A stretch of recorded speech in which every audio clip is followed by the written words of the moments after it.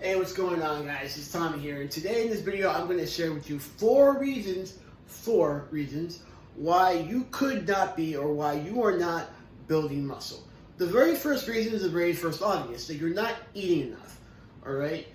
In order to build muscle, you need to be in a caloric surplus of at least 500 to 1,000 calories, all right? And I think it's about 350 to 600 for females. So you need to be able to eat more, because the more that you eat, right, the more that means that your body has supplies to be able to build more muscle. And what does your food need to consist of? Needs to consist of course, protein, right? Lots of protein and some carbohydrates. Now, the reason why we need at least our body weight in protein is because your body's going to use the protein that you ingest for other things besides skeletal muscle. All right, so if it doesn't have enough to build skeletal muscle, the skeletal muscle is not going to be built. But if it has to use the protein for your organs and stuff like that, they take precedence. So you have to put a little bit more protein, so the protein goes to the muscles, so that way you get bigger. Okay. The other thing you have to do is eat carbohydrates. Carbohydrates fuel muscle. All right, and your body stores it in your glycogen and in your muscles.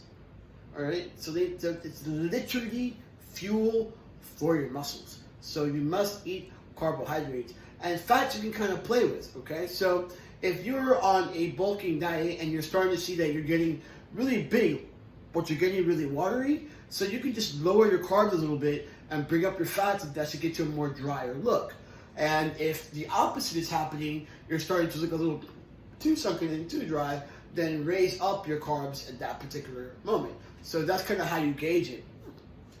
The next reason why you're not building muscle is simply you're not working out hard enough. You know, the muscles don't grow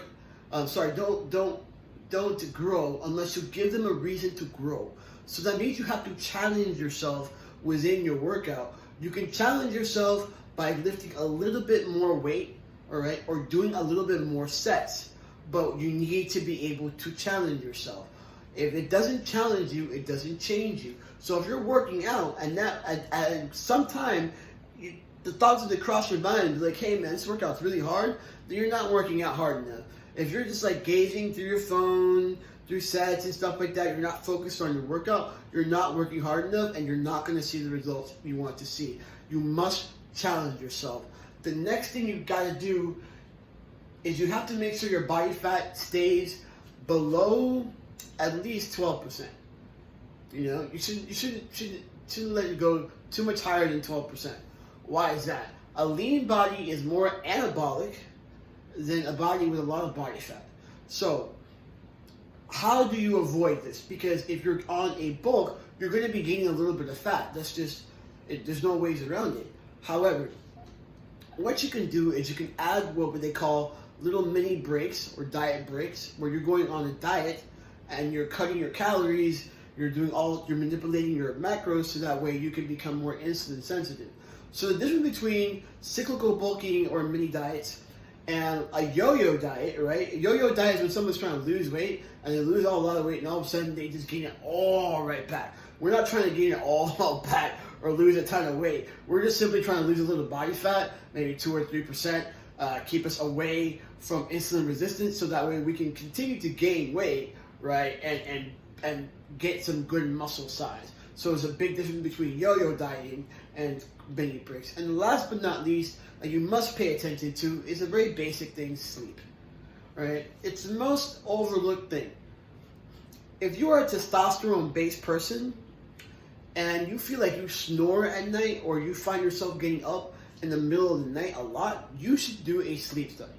At that time, you need medical intervention.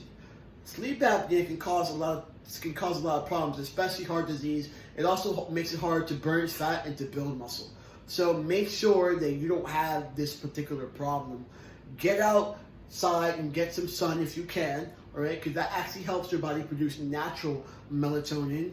Take products like magnesium and zinc. Those things actually help for sleep. So just really try to be focused on sleep. The better you sleep, the better your recovery, the more gains you're going to get.